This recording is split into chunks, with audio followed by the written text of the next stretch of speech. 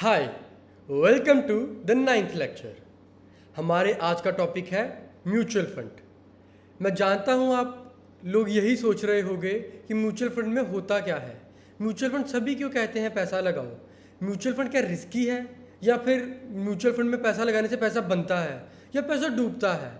But आज हम इस टॉपिक में यही डिस्कस करने वाले हैं कि इतने जो क्वेश्चन लोगों के आते हैं कि म्यूचुअल फंड में पैसा लगाएं ना लगाएं, खुद से इन्वेस्टमेंट करें, या म्यूचुअल फंड रिटर्न कितना हमें देता है। तो इस टॉपिक में हम यही डिस्कस करेंगे। तो चलिए शुरू करते हैं। First of all, mutual fund होता क्या है।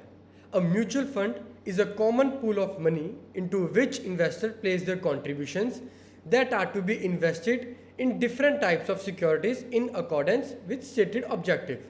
मतलब म्यूचुअल फंड एक ऐसी नदी है जहाँ पर पैसे इन्वेस्टर गिरते हैं। म्यूचुअल फंड वो फंड है जहाँ पर इन्वेस्टर जो है पैसे लगाते हैं, और वो इन म्यूचुअल फंड क्या करती है, वो अलग अलग जगह पे डिस्ट्रीब्यूट करती है वो जो पैसा आता है इन्वेस्टर्स का, ताकि उनको एक स्पेसिफिक रिटर्न जनरेट करके दे सके। अब ये साल की होगी म्यूचुअल फंड, एक साल की जो रिटर्न होती है वो आपको एक साल के बाद मिल जाएगी। बट अगर आप SIP करना चाहते हैं, जिसको हम बोलते हैं सिस्टमैटिक इन्वेस्टमेंट प्लान, जो हम आगे डिस्कस करेंगे कि वो भी क्या होता है, वो बट मंथली हो सकती है, वीकली हो सकती है, क्वार्टरली हो सकती है। Next, an equity fund would buy equity asset like ordinary share, preference share and warrant etcetera. अब इक्विटी फंड क्या होते हैं? ये वो फंड होते हैं जो बाय करते हैं इक्विटी एसेट। अब इक्विटी एसेट कौन से होते हैं? Like ordinary shares. Ordinary share कौन से होते हैं? Like common stock. जो नॉर्मल स्टॉक होते हैं उसको हम बोलते हैं ordinary stock. Preference share, preference share वो होते हैं जो कंपनी सबसे पहले इन लोगों को प्रेफरेंस देगी।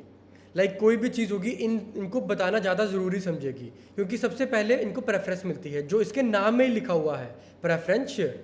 Next, warrant. वारंट क्या होता है? हम किसी भी कंपनी का स्टॉक लेते हैं, वो स्पेसिफिक उसका स्ट्राइक प्राइस लेते हैं, उसको हम एक पर्टिकुलर टाइम के लिए हमें एग्जिट करना पड़ता है। ये हम एक तरह से स्टॉक ऑप्शन भी कह सकते हैं। स्टॉक ऑप्शन नहीं होती बट एक तरह से कह सकते हैं, बट हम आगे वाले टॉपिक में डिस्कस करेंगे स्टॉक ऑप्शन भी क्या होती है। A bond fund. A bond fund would buy debt instruments such as debenture bond or government security, money market securities. अब बॉन्ड फंड वो वाले फंड होते हैं जो बाय करते हैं debt instrument like debenture bond, government security और money market securities. अब हम जानते हैं कि लोगों को क्या लगता है, हम लोगों की क्या सोच है म्यूचुअल फंड के बारे में, क्या मिथ है जो मतलब हकीकत नहीं है बट लोगों को लगता है ये है mutual fund. Mutual fund invest only in share. सबसे पहले मैं आपको बताना चाहता हूँ, ये मैक्सिमम लोगों को लगता है कि म्यूचुअल फंड शेयर्स पे इन्वेस्ट करता है, बट ये सच नहीं है। म्यूचुअल फंड डेट पर भी इन्वेस्ट करता है, शेयर पर भी इन्वेस्ट करता है। वो अलग अलग जगह अपने जो पैसे को डिस्ट्रीब्यूट करता है, अगर कहीं से कम पड़ गया तो दूसरी जगह से कवर कर सके। अब ज़रूरी तो नहीं स्टॉक मार्केट हमेशा ऊपर ही जाएगा, बट वो पैसा अगर कहीं और लगा दे तो स्पेसिफिक जनरेट होती रहे उनको इनकम, और वो इन्वेस्टर को डिस्ट्रीब्यूट करते रहें। Mutual fund are prone to very risk और एक्टिविटी ट्रेडेड। लोगों को लगता है कि ये बहुत रिस्की है एक्चुअल में म्यूचुअल फंड में पैसा लगाएंगे, अगर पैसा कम हो गया तो फिर क्या करेंगे हम। बट म्यूचुअल फंड एक्चुअल में रिस्की नहीं है। वहाँ पर वो एक्सपर्ट बैठे हुए हैं लोग जिनको 30 साल, 35 साल, 40 साल का एक्सपीरियंस भी है। तो वो इतना तजुर्बा होने के बाद आपका पैसा तो नहीं डुबाएंगे। वो मतलब वो रिस्क इतना बड़ा तो नहीं लेंगे ताकि आपका कैपिटल जो है या फिर आपका जो पैसा है वो बिल्कुल ज़ीरो कर दें। हाँ, एक नॉमिनल रिस्क या फिर एक लेवल का रिस्क तो चलता है, बट लेकिन हाई लेवल रिस्क तो वो नहीं लेंगे। ऐसे नहीं करेंगे कि आपका पैसा एक ही दिन में आप लगा देंगे और ये सोचेंगे कि वो डबल हो जाएगा, उससे आपका पैसा ज़ीरो हो जाए। ऐसा बिल्कुल भी नहीं होगा। आपका उन स्टॉक पर पैसा लगेगा जो एक्चुअली में अच्छी रिटर्न जनरेट करके दे सकती है। जो अच्छी कंपनी होगी वही एक्चुअली में अच्छी रिटर्न जनरेट करती है। Mutual fund are very new in financial market. ये भी काफ़ी लोगों को लगता है कि आजकल नया नया म्यूचुअल फंड सुन लिया तो अभी म्यूचुअल फंड आया है, बट ये एक्चुअली फैक्ट नहीं है। आई थिंक म्यूचुअल फंड 1964 के अराउंड आया था इंडिया में, और इसको UTI लेकर के आया था। Mutual fund are not reliable and people rarely invest in them. ये तो सरासर झूठ है। Mutual fund are not reliable. Mutual fund सही है, आपने बहुत बार सुना होगा, बट क्या म्यूचुअल फंड सच में सही है? बिल्कुल सही है। जैसा कि मैंने आपको कहा, एक एज के बाद आदमी को पता लगने लग जाता है कि इतनी रिटर्न आ जाएगी। मतलब जो लोग वहाँ पर आपका पैसा संभाल रहे हैं उनको पता है कि वो इतना पैसा निकाल करके आपको साल के बाद दे देंगे। अब लोग क्या उस स्पेसिफिक म्यूचुअल फंड में इन्वेस्ट नहीं करते? बिल्कुल गलत। काफ़ी से काफ़ी ज़्यादा लोग इन्वेस्ट करते हैं म्यूचुअल फंड में, क्योंकि सबको पता है बैंक आपको कितना परसेंट इंटरेस्ट देता है। 6%, 7%, 5%, मैक्सिमम 5 से 7 के बीच में ही देता है। बट म्यूचुअल फंड इतना दम रखता है, आपको 12 से लेके 18% तक अच्छी रिटर्न जनरेट करके दे सकता है। बट कई बार अब लाइक 2020 में मार्केट क्रैश हुआ, बट 2021 में एकदम से मार्केट दोगुना हो गया। म्यूचुअल फंड के जो रिटर्न थे वो भी 18% से, मैं आई एम डेफिनेटली श्योर 18% से वो काफ़ी ज़्यादा होंगे। मतलब मोर देन 18% आपको जनरेट हुए हैं म्यूचुअल फंड से रिटर्न। मतलब आपको म्यूचुअल फंड से अच्छे रिटर्न जनरेट हो सकते हैं, और ज़्यादातर लोग इन्वेस्ट करते हैं म्यूचुअल फंड में। आपको भी करना चाहिए अगर आपको स्टॉक मार्केट की अच्छी नॉलेज नहीं है। The good things about mutual fund is that you don't have to pay attention to them. Actually you have to pay little bit attention to them. आपको कुछ तो अटेंशन देनी पड़ेगी म्यूचुअल फंड में। आपको ऐसा लगता है कि हम एक बार लगा दिए तो हम एकदम से साइड पे होकर नहीं बैठ सकते। हमें उनको ट्रेस करना पड़ता है, हमें उसको ट्रैक करना पड़ता है, हमें देखना पड़ता है कि पैसा कितना बन रहा है, हमें हर चीज़ चेक करनी पड़ती है। अल्टीमेटली पैसा तो हमारा ही है, हम ही पैसा निकाल के म्यूचुअल फंड को दे रहे हैं, तो हमें लिटिल अटेंशन देनी पड़ेगी उसको। अब ऐसा नहीं पूरा दिन हम म्यूचुअल फंड हर दिन स्वाइप करते रहे कि कितना रिटर्न बन गया, किधर उन्होंने इन्वेस्टमेंट किया, ऐसे नहीं। बट स्पेसिफिक टाइम पर, स्पेसिफिक ड्यूरेशन पे हमें इन्वेस्ट देखना चाहिए कि वो किधर किधर इन्वेस्ट कर रहा है। ठीक है, आपको नहीं। अब हम चलते हैं फैक्ट की ओर, मतलब एक्चुअल में म्यूचुअल फंड क्या है। Equity instrument like shares are the only part of securities held by mutual fund. Mutual fund also invest in debt security which are relatively much safer। मतलब हमें पता तो है कि म्यूचुअल फंड शेयर्स में invest करते हैं, हम सब यही जानते हैं कि म्यूचुअल फंड इन्वेस्ट करते हैं शेयर्स में, but actually mutual fund invest करते हैं डेट पे भी। म्यूचुअल फंड डेट पे क्यों इन्वेस्ट करते हैं? अगर शेयर्स पे ज़्यादा अच्छी रिटर्न आ रही है, अगर शेयर 18% के अराउंड आपको दे रहा है रिटर्न, तो डेट पे 4-5% के लिए क्यों इन्वेस्ट कर रहे हैं? उसका सिर्फ एक ही कारण है, हम सबको पता है ज़्यादा रिस्क होगा तो ज़्यादा रिटर्न भी आएगा, कम रिस्क होगा तो कम रिटर्न भी आएगा। 18% अगर स्टॉक पर है तो उसका रिस्क भी ज़्यादा है, डेट पर रिस्क ना के बराबर है, तभी तो 4-5% है। 4-5% है तभी तो कम है ना, तभी तो डेट पे रिस्क कम है। डेट पे लोगे तो कम रिटर्न आएगा, अगर शेयर्स पे लगाओगे तो ज़्यादा रिटर्न आएगा। तभी म्यूचुअल फंड दोनों जगह इन्वेस्ट करता है। बाय चांस स्टॉक मार्केट में कभी कम रिटर्न आ गया तो डेट उसको पूरा कर सकता है, या फिर कुछ रिटर्न तो ऐसा होगा जो वो इन्वेस्टर को दे सके, इन्वेस्टर को अपनी शक्ल तो दिखा सके कि मैं कुछ जनरेट करके आया हूँ आपके लिए रेवेन्यू, आपके लिए इनकम जो आपने इन्वेस्ट किया है। Next, mutual fund are there in 1964। मैंने आपको पहले ही बताया जैसे म्यूचुअल फंड इंडिया में 1964 में शुरू हुआ था। किसने शुरू किया था? यूटीआई ने। Mutual fund market evolved in USA and is there from last 60 year. 60 साल से पहले यूएसए में भी ये म्यूचुअल फंड था। Mutual fund are the best solution for the people who want to manage risk and get good returns. Mutual fund actually में उन लोगों के लिए बिल्कुल सही है। म्यूचुअल फंड सही है किन लोगों के लिए सही है? जिनको एक्चुअल में स्टॉक मार्केट में इतनी नॉलेज तो नहीं है, बट लेकिन वो चाहते हैं कि मैं म्यूचुअल फंड में पैसा कमाऊं, बट नॉमिनल से मैनेज, एक रिस्क मैनेज कर सकते हैं, बट आपको उससे रिटर्न अच्छा जनरेट हो सकता है। आपको मैंने ऑलरेडी बात बताया, 12 से 18% के बीच में आपको जनरेट हो जाएगा। अब प्रोसेस क्या है म्यूचुअल फंड में पैसे लगाने का? हम क्या उन म्यूचुअल फंड कंपनी विजिट करते हैं, या फिर म्यूचुअल फंड वाले हमारे घर पे विजिट करते हैं? अब हम देखते हैं एक्चुअल में साइक्लिक प्रोसेस क्या है म्यूचुअल फंड में पैसा लगाने का। सबसे पहले इन्वेस्टर क्या करता है? पैसा लाता है। सबसे मेन ज़रूरी चीज़ क्या है इस पूरे धंधे में, कि हमें सबसे पहले पैसा चाहिए। इन्वेस्टर पैसा लाता है, वो देता है फंड मैनेजर को, म्यूचुअल फंड के फंड मैनेजर को। फंड मैनेजर कहाँ पैसा लगाता है? सिक्योरिटी में। कौन सी सिक्योरिटी में? शेयर्स पे और डेट पे। अब वो क्या करेगा? रेवेन्यू, जो रिटर्न है, जिस पैसा इन्वेस्टर ने पैसा दिया उसका क्या निकालेगा? जनरेट क्या करेगा? रिटर्न। 12 से 18% के आसपास वो रिटर्न जनरेट करेगा। अब वो रिटर्न किसको देगा? वापस जा करके इन्वेस्टर को।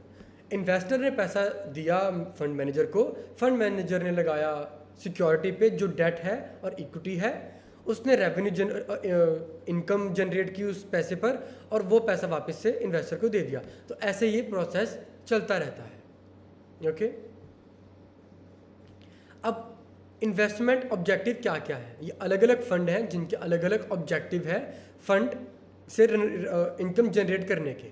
अब ग्रोथ फंड क्या होता है? Growth fund basically, growth fund में जो लोग होते हैं उन जगह पैसा लगाते हैं जहाँ पर उनको लगता है कि ग्रोथ के चांसेस बहुत ज़्यादा है। लाइक हम उन स्टॉक पर पैसा लगाएंगे जो आने वाले टाइम पर बहुत बड़ी कंपनी बन सकती है। आज तो हमें पता है कि लाइक आपको एग्जांपल दूँ तो अंबुजा सीमेंट, आज तो हमें पता है अंबुजा सीमेंट बहुत बड़ी कंपनी है, बट उस टाइम पर पता था जिस टाइम पे इसका आईपीओ निकला था कि बहुत बड़ी कंपनी बन जाएगी। बट अगर उस टाइम पे किसी को पता होता तो आज उसका बहुत पैसा बन गया होता। मतलब उन्होंने ग्रोथ चेक की, उनका प्रॉफिट चेक किया, उनके सेल्स चेक किए, अगर वो बढ़ रहे थे मतलब कंपनी बढ़िया है और वो बार बार अच्छा जो प्रॉफिट है वो जनरेट कर रही है, यहाँ पर पैसा लगा दो, ये अच्छी ग्रोथ देगी हमें आने वाले टाइम में। इनकम फंड बेसिकली वो होता है जो नॉर्मल इन्वेस्टमेंट हम करते हैं उससे इनकम हमें आती रहती है, उसको हम बोलते हैं income fund. Money market fund क्या होता है? मनी मार्केट फंड वो होता है लाइक ये अप टू 1 ईयर तक होता है, ये शॉर्ट टर्म के लिए बेसिकली होता है, जो आपको एक स्पेसिफिक सा अमाउंट जनरेट कर करके देगा। ये 5-6% भी हो सकता है, 10% भी हो सकता है, ये डिपेंड करता है मार्केट की सिचुएशन पर। मनी मार्केट फंड आपको शॉर्ट टर्म के लिए होता है अप टू 1 ईयर। अब लोड फंड और नो लोड फंड, ये काफ़ी लोगों को बड़ा राइमिंग की तरह लग रहा होगा, लोड फंड और नो लोड फंड। अब बेसिकली ये होता क्या है? लोड फंड में क्या करते हैं, वो कुछ सेल्स और कमीशन की फ़ी डिडक्ट करते हैं। हम अब सपोज करो गुप्ता जी गए, ठीक है, गुप्ता जी फंड मैनेजर के पास गए, उन्होंने अपना इन्वेस्टमेंट दे दिया। अब वो क्या करेगा इन्वेस्टमेंट वाला, जो फंड मैनेजर होगा, वो सेल्स का भी और कमीशन भी अपनी फ़ी डिडक्ट करके इनको वापस पैसा दे देगा अगर उन्होंने जल्दी विड्रॉ कर ली अपनी अमाउंट तो। नो लोड फंड में फ़ायदा क्या है? अगर गुप्ता जी गए फंड मैनेजर के पास, फंड मैनेजर को उन्होंने अपना पैसा दिया, 5 साल के बाद निकाल लिया, तो सेल्स फ़ी और कमीशन फ़ी नहीं लगती। फंड लोड फंड में तो लगती है बट नो लोड फंड में नहीं लगती। अब अलग अलग स्कीम कौन कौन सी है म्यूचुअल फंड की, अलग अलग ऐसी स्कीम कैसी हैं जो हमारे लिए बेटर है? ऐसी कौन सी स्कीम हमारे लिए बेटर है जो म्यूचुअल फंड में पैसा लगाएं? सबसे पहली और बेस्ट स्कीम है tax saving scheme. Sometimes the investors investing the money in the mutual fund to get some tax benefit. अगर लोग जो काम कर रहे हैं अपना, वो एम्प्लॉय भी हो सकते हैं किसी कंपनी के या फिर बिजनेसमैन भी हो सकता है, वो अपना पैसा लेता है, उस पर टैक्स ज़्यादा लगता है, बट अगर वो म्यूचुअल फंड पे पैसा लगा दे तो उसको कम टैक्स लगता है। मतलब म्यूचुअल फंड सही है। अब एडवांटेजेस क्या क्या है म्यूचुअल फंड में पैसा लगाने के लिए? Portfolio diversification, it enables him to hold diversified investment portfolio even with a small amount of investment like 2000 rupees. अब आपके पास फ़र्ज़ करो 2000 रुपये हैं, आप म्यूचुअल फंड में लगाते हो, 2000 रुपये तो बहुत कम है, बट म्यूचुअल फंड आपका 2000 भी अलग अलग शेयर लेगा। अब मैं आपको एग्जांपल दूँ तो मैं आपको लेकर के चलता हूँ स्क्रीनर पर। अब हम कुछ शेयर एज्यूम करते हैं लाइक अवंती फीड, इसका शेयर प्राइस जो चल रहा है वो है 569, मतलब 569 का उसने एक शेयर इसका ले लिया। और लेट्स से हम चलते हैं अडानी एंटरप्राइज पर, 1400 प्लस अराउंड 550, 1950 के अराउंड उसने आपका पैसा मैनेज कर दिया। अब ये तो मैंने 2 ही कंपनीज दी हैं, बट आपका वो पैसा अलग अलग कंपनी में इन्वेस्ट करते हैं। मतलब अगर आपका पैसा कम भी है तो म्यूचुअल फंड उसको अलग अलग जगह डाइवर्सिफाई कर देगा, ताकि आपको अगर एक ही जगह पैसा लगा दिया और वो कम नीचे स्टॉक नीचे आ गया तो आपको ज़्यादा घाटा ना हो। ऊपर भी जा सकता है नीचे भी आ सकता है, बट वो रिस्क भी तो साथ लेकर के चलेंगे ना, कि अगर आपको रिटर्न आए तो स्पेसिफिक इतना रिटर्न आए, और अगर आपका रिस्क हो तो इतना कोई रिस्क हो। ज़्यादा रिटर्न भी ना, ज़्यादा रिटर्न, मैक्सिमम रिटर्न भी पॉसिबिलिटी नहीं है, बट जो मैक्सिमम रिस्क है उसकी भी हमें ज़्यादा हमें रिस्क की भी प्रोबेबिलिटी नहीं है। मतलब रिस्क भी उतना ही है और रिटर्न भी उतना ही है। Next, professional management. ये बेस्ट पॉइंट है, professional management. The investment management skill along with the needed research with available investment option ensure a much better return as compared to what investor can manage on his own. अब नए नए अभिमन्यु आ जाते हैं market में उनको लगता है कि हम अच्छा रेवेन्यू जनरेट कर सकते हैं। अगर तो वो खुद इन्वेस्टमेंट कर रहे हैं तो एकदम से तो वो रेवेन्यू नहीं जनरेट करेंगे, एकदम से वो जो पैसा लगा रहे हैं स्टॉक मार्केट में उससे रिटर्न नहीं लेकर आ सकते। अगर वो म्यूचुअल फंड पे लगाए, वहाँ पर तो वो लोग बैठे हैं, वो दिग्गज लोग बैठे हैं जिन्होंने अपनी पूरी उम्र स्टॉक मार्केट के पैरों पर ही प्रदान कर दी है। मतलब उनको इतना ज़्यादा एक्सपीरियंस हो चुका है आपका पैसा मैनेज करने का कि वो आपको अच्छा रिटर्न निकाल कर को दे ही देंगे, अच्छा पैसा आपको बना करके दे देंगे। बट जो नए नए पैसा लगाते हैं अपना स्टॉक मार्केट में, उनका थोड़ा सा कहीं ना कहीं ऐसा रहता है कि वो लॉस में चले जा सकते हैं। म्यूचुअल फंड आपको लॉस में तो नहीं लेकर के जाते हैं, रिटर्न तो जनरेट कर ही देते हैं। Next, it reduces risk. The potential losses are also shared with other investors. मतलब जो लॉस होते हैं, जो लॉसेस होते हैं वो अलग इन्वेस्टर के साथ भी शेयर होते हैं। रिस्क इसमें मतलब बहुत ही कम रहता है। अगर रिस्क होगा तो सबको होगा, प्रॉफिट होगा तो सबको होगा। बट एक्चुअल में म्यूचुअल फंड में रिस्क कम रहते हैं। क्यों रहते हैं? क्योंकि जो पैसा होता है वो प्रोफेशनल जनरेट करके देते हैं। प्रोफेशनल क्या करते हैं? अलग अलग डाइवर्सिफाई करते हैं आपका पोर्टफोलियो, अलग अलग कंपनी में पैसा लगाते हैं, जिससे क्या होगा, रिटर्न आपको अच्छा मिलने के चांसेस बढ़ जाते हैं। Reduce transaction cost. Investor has the benefit of economies of scale. The fund pay lesser cost because of larger volume and it passed on it to the investor. मतलब इसमें जो ट्रांजैक्शन कॉस्ट रहती है वो बहुत कम रहती है, ज़्यादा खर्चा नहीं रहता, बट कहीं ना कहीं खर्चा तो रहता है। रिड्यूस ट्रांजैक्शन कॉस्ट, ट्रांजैक्शन जो हम कर रहे हैं उसकी कॉस्ट नहीं होती। अब कहीं ना कहीं हम डिसएडवांटेज भी पड़ेंगे उसका डिसएडवांटेज मैं चलो आपको बाद में ही बताऊंगा, बट फिलहाल ट्रांजैक्शन की कॉस्ट बहुत कम होती है म्यूचुअल फंड में। Next, liquidity. Investor may be unable to sell share directly, easily and quickly. When they invest in mutual funds, they can cash their investment anytime by selling the units in the market if it is closed-ended fund. अब investor जो होते हैं वो खुद से share cell नहीं कर सकते डायरेक्टली, ठीक है? इन्वेस्टर खुद से शेयर सेल नहीं कर सकते डायरेक्टली, इजीली और quickly. When they invest in mutual fund, जब वो पैसा लगाते हैं म्यूचुअल फंड में, they can cash their investment any time by selling their unit. वो किसी टाइम भी अपना पैसा निकाल सकते हैं अगर वो mutual fund close ended fund हुआ। अगर mutual fund close ended fund हुआ तो वो किसी टाइम भी अपने यूनिट बेच करके म्यूचुअल फंड से अपना पैसा निकाल सकते हैं। इसका मतलब क्या हुआ कि वो बहुत लिक्विड है, हर कोई ना कोई तैयार है उसको खरीदने के लिए। कोई बेच रहा है तभी तो कोई खरीद रहा है, कोई खरीद रहा है तभी तो कोई बेच रहा है। Next, wide choices.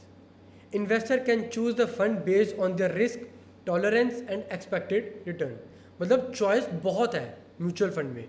Investor can choose there fund, वो खुद चूज कर सकते हैं फंड, रिस्क और एक्सपेक्टेड रिटर्न। अब इसका मतलब कुछ समझ नहीं आया होगा आपको।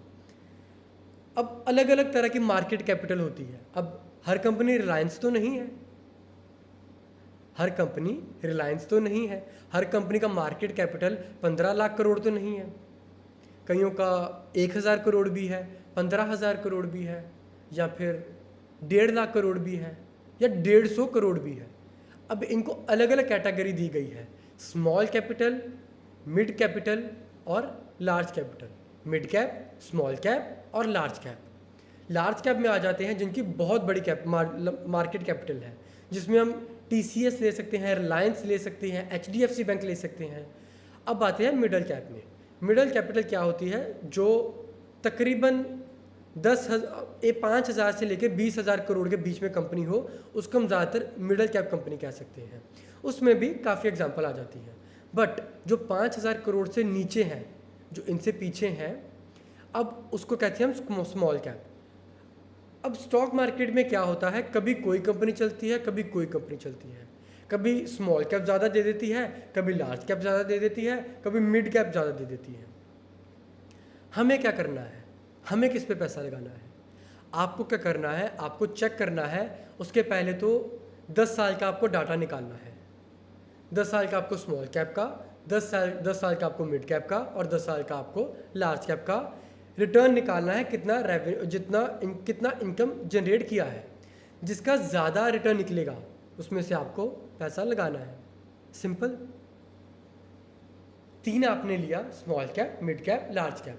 आपने क्या चेक किया, 10-10 साल में कितना कितना रिटर्न जनरेट किया है। जिसने ज़्यादा जनरेट किया होगा उसमें आपको पैसा लगा देना है। क्लियर? अब डिसएडवांटेज की ओर। हर कॉइन के 2 साइड होते हैं, वैसे ही हर किसी चीज़ के एडवांटेज भी होते हैं, डिसएडवांटेज भी होते हैं। एडवांटेज तो हमने सीख लिए, अब डिसएडवांटेज क्या है वो हम देखते हैं। No control over cost. The investor pay investment management fee as long as he remains with the fund. Even while the value of investment are declining, he has to pay for the fund distribution charges which he would not incur in direct investment. मैंने आपको पीछे क्या कहा था? हम आगे आकर के डिसएडवांटेज एक पढ़ेंगे, जो आपको मैं बताऊंगा कि ट्रांजैक्शन तो रिड्यूस करता है, म्यूचुअल फंड ट्रांजैक्शन तो रिड्यूस करता है, बट अब इतने प्रोफेशनल बैठे हैं तो वो 5-10 हज़ार कमाने के लिए थोड़ी बैठे हैं। उनको भी तो सैलरी अच्छी चाहिए। वो क्यों काम करेंगे म्यूचुअल फंड में? उनकी सैलरी भी अच्छी खासी होती है। अब मेरे को एग्जैक्ट तो नहीं पता, बट इतना मेरे को आइडिया कि 4-5 लाख के आसपास म्यूचुअल फंड जो एक्सपर्ट बैठते हैं उनकी इसके अराउंड सैलरी मिल जाती है महीने की। अब उसको इतने साल हो चुके हैं किसी को, तो 4-5 लाख तो ठीक है, वो रिटर्न भी तो जनरेट करके दे रहे हैं। अब 4-5 लाख कंपनी क्यों देगी? कंपनी कहाँ से देगी? कंपनी तो देगी, पर कहाँ से देगी? आप ही का पैसे से देगी। आपका पैसा जब उसके पास आएगा उसी पैसे से तो वो उन लोगों को पैसा देगी। तो मतलब कंट्रोल नहीं है हमारा कॉस्ट पे। म्यूचुअल फंड का कंट्रोल नहीं है कॉस्ट पे। कॉस्ट काफ़ी कॉस्टिंग लग जाती है, अलग अलग कॉस्टिंग लग जाती है जो आप ही के पैसे से लगती है। Delay in redemption. It may take 3 to 6 days for the redemption of unit and the money of flow back to investor account.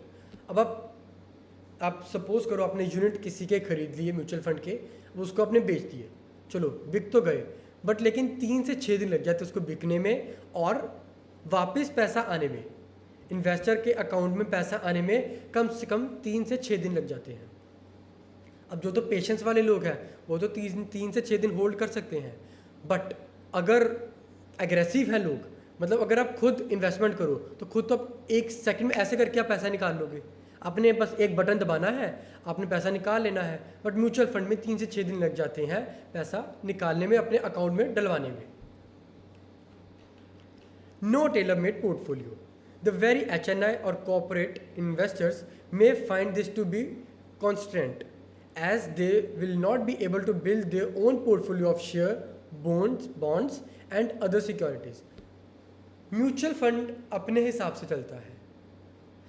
आप जाके उनको राय थोड़ी दे सकते हो कि आप इधर पैसा लगाओ कि उधर पैसा लगाओ। HNI अब कौन होते हैं? सबसे पहले हम HNI डिस्कस करते हैं। HNI मतलब high net worth investors, high net worth individual, sorry. High net worth individual मतलब जिनके पास अनाप शनाप पैसा है, जिनके पास $1 मिलियन से ऊपर है। ज़्यादातर लोग 2 करोड़ से ऊपर देखते हैं, बट 7.5 करोड़ के आसपास के पास जिसके पास पैसा है उसको हम HNI बोलते हैं। अगर वो म्यूचुअल फंड के पास पैसा लगाएंगे तो वो म्यूचुअल फंड अपने हिसाब से वो अलग अलग अपना डाइवर्सिफाई करेगा पोर्टफोलियो। अब HNI के हिसाब से नहीं करेगा। अब HNI चाहेगा कि मैं शेयर्स पे भी पैसा लगाओ, बॉन्ड्स पे भी लगाओ, अदर सिक्योरिटीज़ पे भी लगाओ, बट म्यूचुअल फंड उधर ही पैसा लगाएगा जहाँ पर उसको सही लगता है। अब म्यूचुअल फंड HNI अपनी मन मर्जी नहीं कर सकता म्यूचुअल फंड के साथ। म्यूचुअल फंड वही करेगा जो वो खुद इतने टाइम से करता आ रहा है और जहाँ से उसको लगता है कि अच्छी रिटर्न जनरेट हो रही है। Managing a portfolio of funds, availability a large number of fund can actually mean too much choice for investors, so he may again need advice how to select a fund to achieve its objective। अब मेरे एक uncle है बंसल जी ने क्या किया, उन्होंने मुझसे कहा कि बताओ मैं किस म्यूचुअल फंड में पैसा लगाऊं, क्योंकि इन्वेस्टमेंट की मेरे को अच्छी जानकारी नहीं है। स्टॉक मार्केट में मुझे लगता है कि मैं खुद से लगाऊंगा तो हमेशा लॉस ही करूंगा, और एक दो बार उनको लॉस हो भी चुका है। अब वो चाहते हैं कि मैं म्यूचुअल फंड में पैसा लगाऊं और आराम से बैठ जाऊं, उसके बाद रिटर्न जनरेट होती रहे। अब क्या इतना ईजी है म्यूचुअल फंड में पैसा लगाना? क्योंकि मार्केट में बहुत तरह के म्यूचुअल फंड हैं। हर कंपनी ने अपना म्यूचुअल फंड खोल रखा है। HDFC ने, ICICI बैंक ने, एक्सिस बैंक ने, कोटक महिंद्रा बैंक ने, या फिर ढेरों नाम है ऐसे जिन्होंने अपना म्यूचुअल फंड खोल रखा है। अब ये तो चलो ठीक है, बांसल जी ने मुझसे पूछ लिया कि कौन से म्यूचुअल फंड में पैसा लगाऊं, तो उसकी मैंने उनको एडवाइस दी जो आपको भी माननी चाहिए, या फिर आप मानो या ना मानो आपकी मर्जी है। मैंने उनको क्या कहा कि आप क्या करो, जो म्यूचुअल फंड है आप पहले लिस्ट निकालो सभी की, 1 2 3 4 5 6 7 8 9 10 ऐसे जितने भी म्यूचुअल फंड हैं जो आपको लगता है कि सही हैं, उनकी लिस्ट निकाल लो और चेक करो कि किसने ज़्यादा रिटर्न जनरेट करके दी है। ये बेस्ट फार्मूला है कंपनी को ट्रैक करने का कि किसने ज़्यादा जनरेट की है। हम एक्सपेक्ट कर सकते हैं आने वाले टाइम में भी कि अगले आने वाले सालों में भी वो अच्छी रिटर्न हमें जनरेट कर करके देगा। उन्होंने क्या किया, 20 25 50 ऐसे म्यूचुअल फंड निकाल लिए, फिर चेक किया कि किसने ज़्यादा रिटर्न जनरेट की है, उसमें फिर उन्होंने पैसा लगा दिया। उस जगह पैसा लगाओ जो एक तो विश्वास वाली हो, मतलब जिसकी ब्रांड वैल्यू अच्छी हो, ये बहुत ज़रूरी है। ऐसा ना हो कि आपका पैसा लेके भाग जाए वो। पहले तो ब्रांड वैल्यू अच्छी हो, दूसरा रिटर्न आपको अच्छा जनरेट करके दे दे, तीसरा टेंशन की क्या ज़रूरत, आराम से बैठो पैसा बनाओ फिर अपना। ओके, म्यूचुअल फंड आपको क्लियर हो गया म्यूचुअल फंड क्या होता है। अब हम चलते हैं SIP की ओर। ये तो काफ़ी लोगों ने सुना होगा, भाई तो सिप कर रहा है, सिप करा करना, अच्छा पैसा बनता है सिप में। तो सिप नहीं कर रहा, अरे सिप कर, आने वाले टाइम में बहुत पैसा बन जाएगा तेरा। सिप होता क्या है? सिप क्या होता है? सिप होता है सिस्टमैटिक इन्वेस्टमेंट प्लान, मतलब डिसिप्लिन से इन्वेस्टमेंट प्लान करो अपना, सिस्टमैटिकली प्लान करो कि मैं इतने टाइम पे इतना ही पैसा इतने ही समय पर लगाऊंगा। नहीं समझे? फिर समझाऊँ। इतना ही पैसा इतने टाइम पर इतने ही समय पर मैं पर्टिकुलर डेट पर अपना पैसा लगाऊंगा। मैं चेन नहीं तोड़ूंगा। अगर मैं महीने का सोच रहा हूँ तो 1 महीने पर मैं इतना पैसा लगाऊंगा, अगले महीने फिर इतना लगाऊंगा, मतलब 12 महीने काउंट करूंगा।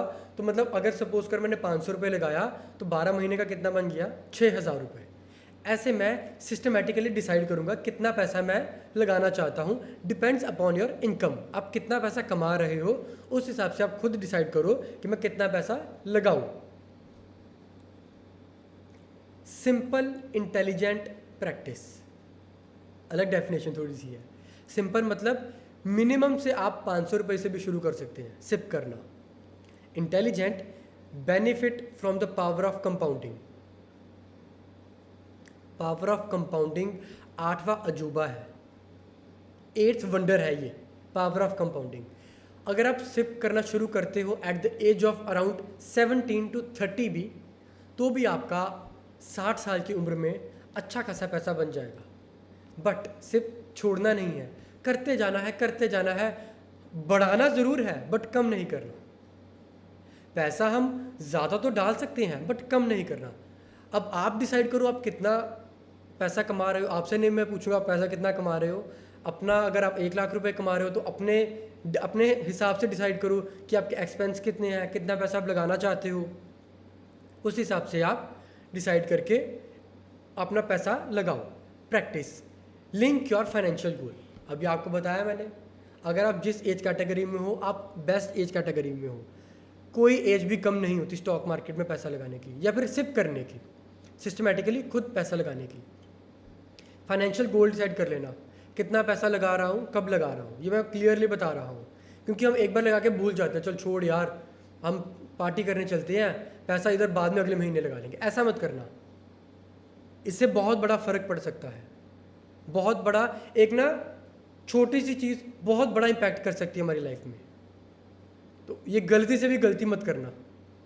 क्या कहा मैंने? गलती से भी गलती मत करना, सिर्फ अपना सिस्टमेटिकली इन्वेस्ट करना। अब वर्किंग ऑफ सिप, क्या वर्किंग है सिस्टमेटिकली इन्वेस्टमेंट प्लान की? SIP work on principle of regular investment. SIP क्या मांगता है हमसे? हम रेगुलर इन्वेस्टमेंट करते रहें, हफ्ते भर करें, महीने भर करें, क्वार्टरली करें, 6 महीने करें, साल बाद तो चलो क्या ही करें, बट महीने में हम एक्चुअली में सिप, मैं तो ये मानता हूँ कि हर महीने हमें सिप करना चाहिए। जो लोग पैसा कमा रहे हैं वो सिप करते रहे, आने वाले टाइम में उनके बच्चे या फिर खुद के लिए एक अच्छा पैसा जोड़ सके और अपनी आने वाली ज़िंदगी अच्छी तरह इंजॉय कर सके। Like recurring deposit with the post office और बैंक। बैंक में भी तो पैसा डालते हैं, बैंक में कितना ब्याज मिल जाता है आपको? 6%। सिप में चांसेस है आपको अच्छा खासा पैसा मिलने की, शायद आपको 18% मिल जाए, शायद आपको 30% भी मिल सकता है। 30% मैंने क्यों कहा? क्योंकि लास्ट टाइम मार्केट क्रैश हुआ 2020 में, पिछले साल। अब 2021 में सिप जिन्होंने किया उनका तकरीबन 30 से 60% के बीच में भी पैसा बना है।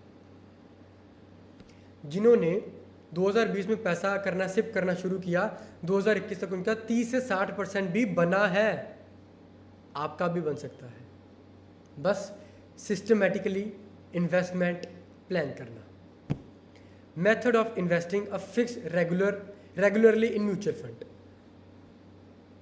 Method of investing a fix sum, मतलब मैंने आपको जैसे कहा, आपकी 1 लाख रुपए अगर सैलरी है, आपने खुद डिसाइड कर लिया मैं 40-50 हज़ार मेरा खर्चा है, 20-30 हज़ार मैं अपनी बीवी को देना चाहता हूँ, घुमाना चाहता हूँ, जो मेरा एंड पे 20 हज़ार बचता है उसका मैं सिप करना शुरू कर दूँ। अब आपको मैं छोटी सी एग्जांपल देता हूँ कि सिप कितना काम कर सकता है हमारे लिए। ओके, सपोज करो आपने इनिशियल डिपॉजिट आपका कुछ भी नहीं था, इंटरेस्ट मैं लेकर के चलता हूँ अराउंड 20%, आपने 5 साल के लिए किया। डिपॉजिट आपने किया कितना अमाउंट? 20,000 हर मंथ के स्टार्टिंग में किया आपने। लेट्स से आपने हर मंथ के स्टार्टिंग में किया, कैलकुलेट करके देखें। इनिशियल डिपॉजिट हमें करना पड़ेगा। Initial deposit let's say initial deposit हमारा 20,000 ही था।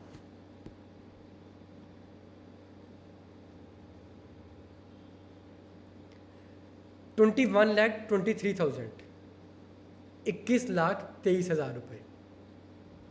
21,23,000 आपके बन जाएंगे। 20,000 अगर आप डिपॉजिट करो हर महीने 5 साल के टाइम पीरियड के लिए, मतलब आपके टोटल कितने बन गए? 21,23,000 रुपीज़। टोटल मंथली इन्वेस्टमेंट कितनी हुई हमारी? मंथली जो हमने इन्वेस्टमेंट की 1,20,000 रुपये। हमने टोटल मंथली डिपॉजिट किया, ये total monthly deposit. Initial deposit अगर मैं 0 लेकर के चलूँ,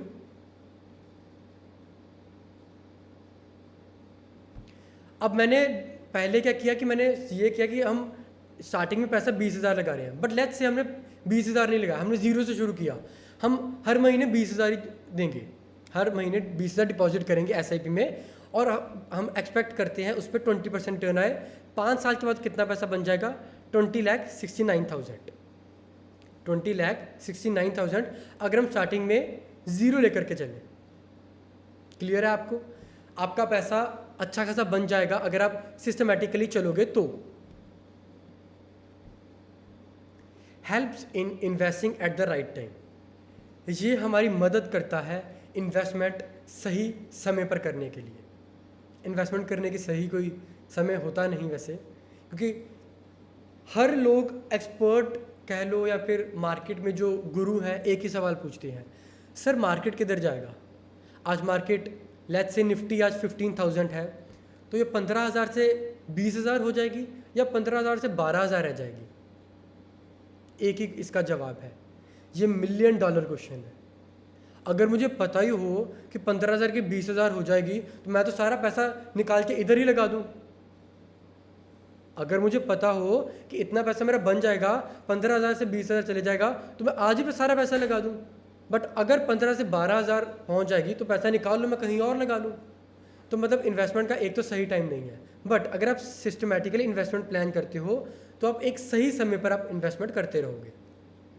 last but not the least, power of compounding to better appreciate the working of SIP. SIP करते रहोगे, अच्छी पावर ऑफ कंपाउंडिंग आपको मिलती रहेगी। Reasons for investing systematically. अब क्या रीजन्स ऐसे हैं हम सिस्टमेटिकली इन्वेस्ट करें? लाइट ऑन वॉलेट, पैसा थोड़ा हल्का करते रहें। जितना ज़्यादा जेब में पैसा रहेगा ना उतना खर्चा ज़्यादा होगा। जेब से पैसा निकालें, सिप करें, बढ़िया पैसा आने वाले समय में कमाएं। 15 साल 20 साल के बाद आप चेक करोगे, एक आप देखोगे अलग ही लेवल की आपके पास रिटर्न जनरेट होगी। बट सिस्टमेटिकली चलना पड़ेगा दोस्त। ऐसा नहीं कि चल पैसा बन गया निकाल लूँ यार, अब मैं खाने पीने के लिए खर्च कर दूँ या फिर कहीं घूमने के लिए खर्च कर दूँ। जो पैसा इस पर लग गया सो लग गया, पत्थर की लकीर की तरह है। अगर आपकी ज़िंदगी में भगवान ना करे बट आने वाले समय में अगर आपकी ज़िंदगी में डाउनफॉल आ जाए तो ये पैसा आपको मदद करेगा। ये आपको पैसा तब मदद करेगा जब आप अच्छे समय से नहीं गुजर रहे होगे। Next, makes money timing irrelevant. मतलब makes market timing irrelevant. Market की जो टाइमिंग है वो इररेलेवेंट है। मार्केट बढ़ता भी है घटता भी है। बट अगर आप सिप करते रहोगे तो आपको कोई इतना देखने की ज़रूरत नहीं है कि मार्केट बढ़ रहा है या घट रहा है। आपको तो डेली पैसा, आपको महीने में पैसा लगाना ही लगाना है। तो क्या फ़र्क पड़ता है कि बढ़ रहा है वो घट रहा है।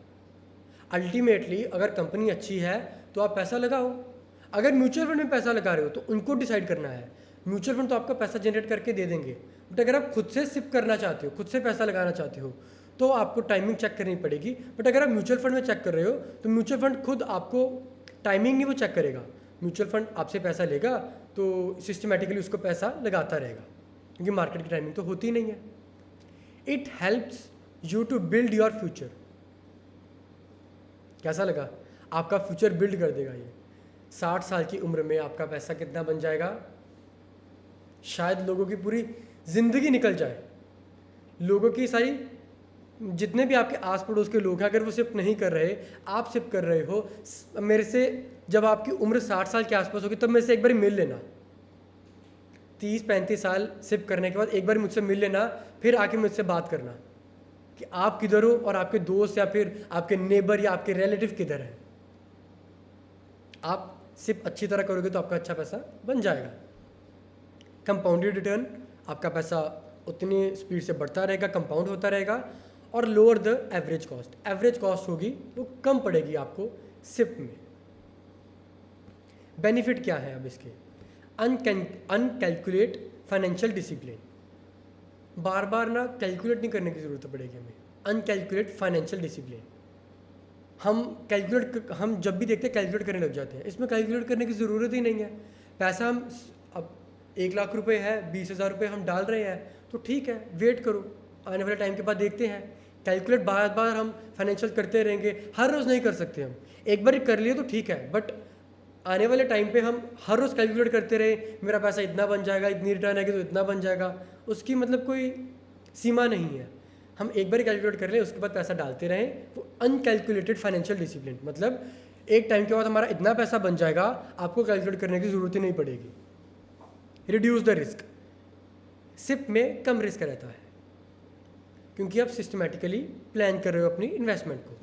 कंपाउंड द रिटर्न, ये तो मैंने इसलिए हर जगह डाला है क्योंकि आपका पैसा कंपाउंड होगा होगा होगा, इसमें कोई दिक्कत नहीं है। इसमें तो सोचना आप छोड़ ही दो। मैंने जैसे आपको कहा आप 30 साल वेट कर लो, उसके बाद अपना पैसा देख लेना। Plan and build your future. Plan करो अच्छी तरह, आपका फ्यूचर सुनहरा होगा, खुला नीला आसमान जैसा आपका फ्यूचर होगा। आप अपना फ्यूचर बहुत अच्छा कर लोगे अगर आज ही से इन्वेस्टमेंट करनी शुरू कर दोगे। accumulate wealth in much relaxed manner।